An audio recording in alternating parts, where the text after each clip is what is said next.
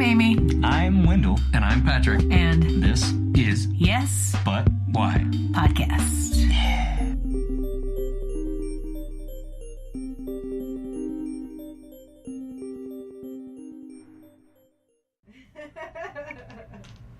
Oh, great. Cool. Well, thank you for taking the time out of your day to chat with us. Do you have a day job or a night, or are we taking you away from your night job? No. I just do comedy and podcasts. That's my job. Lucky. Really? Wow. Yeah. That's awesome. I was a cop for 8 years, and I got hurt, and I had to retire early. And but while I was a cop, I was doing stand up, and then I got hurt, and I really was able to do it full time. And then the podcast came out of that. So. Huh. Wow. Silver linings. That's a hell of a start to a career. Yeah. Wow. Sure. Interesting. So, and I'm so excited for you that you can be full-time comedy podcasting. That's wonderful. Yeah, it's fun. I enjoy it. Me and my co-host Greg, he's a comic too. So we love it a lot. Well, so now I'm curious. How much of your early stand-up came from your interacting with people as a cop? Honestly, none. Oh wow. Really? You are I kind. don't know. Yeah, because let's all be honest here. Law enforcement isn't liked by all, so right, that's I true. don't really talk about it. I talk about it a lot on my show, like the podcast, because people are interested in Right. You find your audience, and your audience starts to like you, and then I'm not. People who don't like us obviously aren't going to listen to us, right? So Yeah. I have more freedom to tell. I've told crazy stories in our show, But as far as comedy goes, I keep it well rounded. Yeah. Good deal.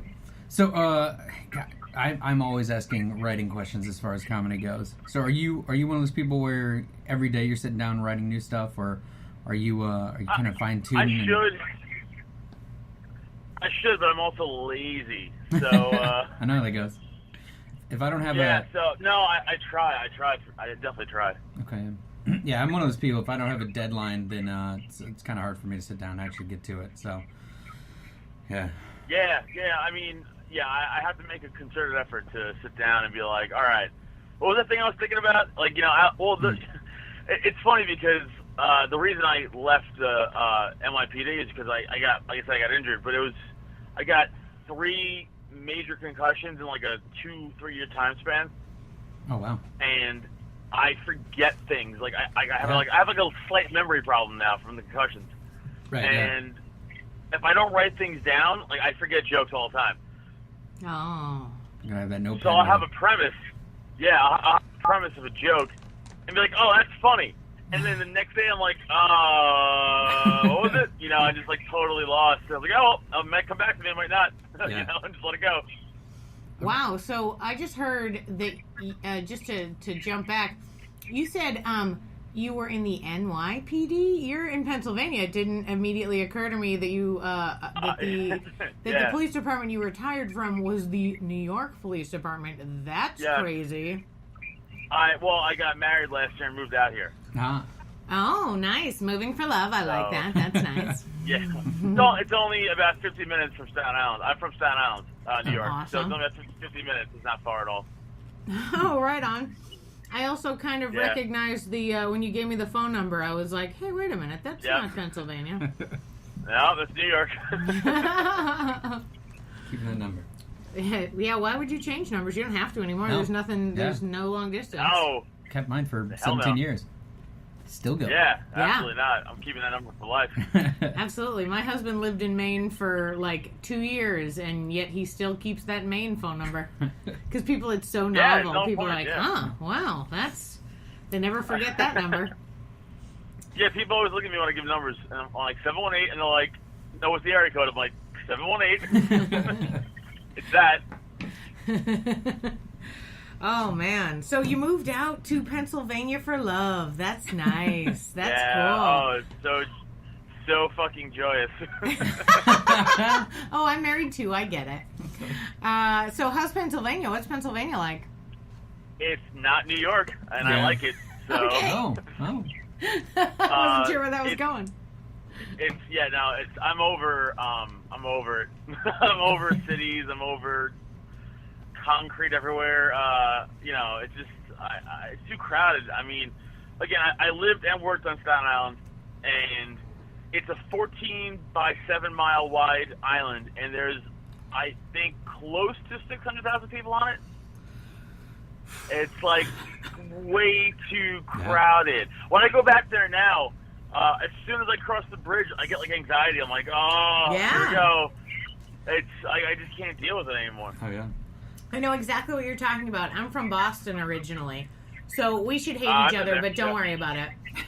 It's I have okay. family up there, actually. We moved to separate places. We're different. There's no Pennsylvania Texas beef. We're good. Yeah, it's true. But I used to go all to my New York. all my sports loyalties lie in New York, obviously. Sure. I have zero sports loyalties, so it really works for me. It's kind of fine. I don't care what happens. Perfect. You're good. Yeah. No, you're good. I used to go to New York all the time when I was a kid, being like, I'm going to go to New York City, and you can take a bus. And I know that feeling you were talking about, that all of a sudden, as soon as you get into the city limits of New York, you can, feel an energy, a, wild intensity. You're like, oh, God, anything could happen. Yeah. Again, I was born there. I was raised there. I could drive. I always say this, if you learn how to drive in New York, you could drive anywhere in this country with ease. Oh, yeah. There's nowhere in this country I can't go and not be able to fit in driving. I've driven in LA, which is really bad too. I drive there no problem, and my wife is freaking out. I'm like, why? This is normal. It's just, so there's benefits. It's not so much the driving; it's just the overcrowdedness of it that gets me. Man. Yeah, I go back to my parents' place. There's about 3,000 people in our city, so I'm like, how does anyone ever get in a wreck here? There's no one on the roads ever. You never see anybody on the road, and when you do, it's because you went to meet them. Yeah. Yeah. I don't mind that though. I mean, I'm okay with that. Yeah, exactly. I'm over it. Yeah, wild. So, what's the comedy scene like out where you are right now, comparatively? It's pretty good. I mean, I still go to New York a lot because it's not far. But Philly is really good, actually. It's I feel like Philly is very underrated in the comedy scene. I feel like there's a lot of good comics here, and it's just, it's not New York or LA. Well, right. It shouldn't matter anymore. This isn't the 70s. Right. Yeah. Where you could be accessed via the social media or whatever anywhere. Yep. It's just, there's still a stigma where if you're not in New York or not in LA, you're not a real comic. And I started in New York, and I still go to New York, but I also do comedy. I do it all over the East, Jersey, Pennsylvania, New York, Connecticut, stuff like that. So it doesn't really matter. I mean, don't get me wrong, I would love to go to LA, but I'm bound by family obligations as of now that I can't talk my way out of going with me to LA. I know I can't convince my husband either. Yeah. Yeah, we're not going to LA. But you know what? It's okay. Fuck LA. I would like to. Yeah, we don't need to.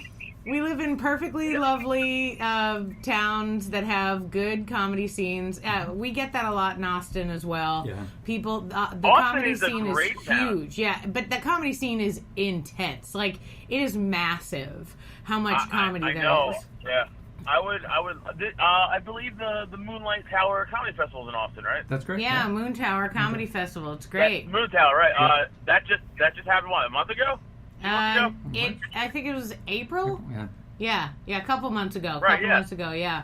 It's right after South by Southwest. I would get invited to go to that. I would 100% go. Yeah. Oh yeah, that's the thing about Moon Tower. South by Southwest is well, mostly famous people, but it's getting bigger in that they do some comedy as well. But Moon Tower is all like invite only, you know what I mean? Like some comics get it, some do not. Right. That being said, I think a few well-placed tweets and a couple of like, you know, bumps to people involved in the festival, and you'd probably get a call for sure. Oh, they're there's always loopholes. Yeah, for sure. But even local comics are sometimes like, oh yeah, they didn't ask me, and it's like, well, you know, they're trying to do a smattering of famous people and new blood, right. And you're somewhere in the middle, I guess. But right. But yeah, the city is big enough. Yet we also still get that New York, you're not New York or LA kind of BS. I'm like, there's a lot of great stuff going on here, and we have a lot more freedoms and a lot more stage time. Mm-hmm. That's the thing about the big cities. So many people doing with so much competition.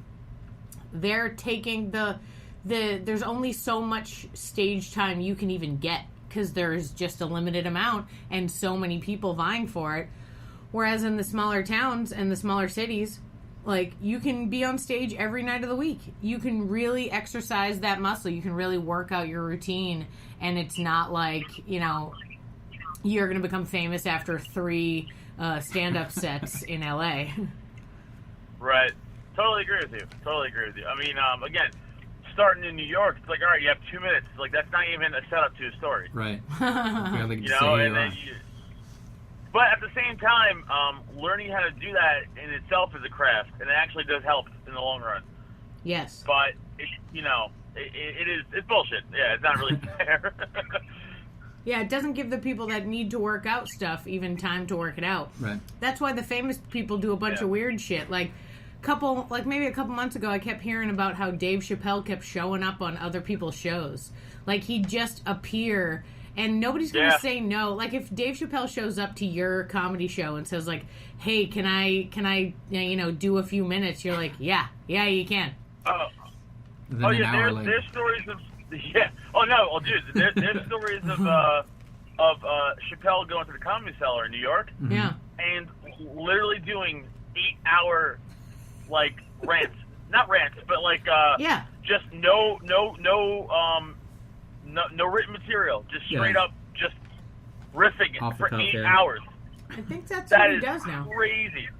And there's that poor guy with his notes for his 5 minutes that he's waiting for. Yeah. Dave Chappelle riffing is better than my whole entire set. Yeah, Dave Chappelle riffing is better than everything I've ever written in my 20 years of doing theater. Yeah, it's ridiculous. But hey, you get those guys that are just phenoms, just monsters. Yeah. So, if it's not gauche to ask, and if it is, you can tell me, how do you work full time in comedy and podcasting? Where's the revenue coming? Oh, I have a medical pension from the NYPD. Oh, okay. That's different. So if I'm not... I thought the podcasting was making all this money. I was like, dude, let me in on... Where's the pot of gold, buddy? we get paid... We do get paid for the podcast. But, yeah, I mean, because I'm not a headliner. I'm not afraid to say that. I know that. I'm a good feature middle guy. That's my thing. I'm working my way up. My co-host Greg, he's the same as me. We're in the same lane, So unless we're making crazy headlining money soon, which is not foreseeable in my immediate future, just getting gigs steadily, and the podcast that's where the other money's coming in. So are you doing pretty much actual like touring right now at all, or are you doing that? For our individual comedy touring. Yeah. For the podcast. No. Yeah, we have I'm sorry. Go ahead. No. Either one was fine. Either one. Right now, for our individual comedy stuff, we're just doing East Coast stuff. Gotcha. As far as our show is going, though, we are doing the show live. This month we'll be in Philly doing the show live. Then there's a lot of stuff we're also in talks for that we're not allowed to say yet. Yeah. So there's those that I can't tell you what we're doing or when or where, but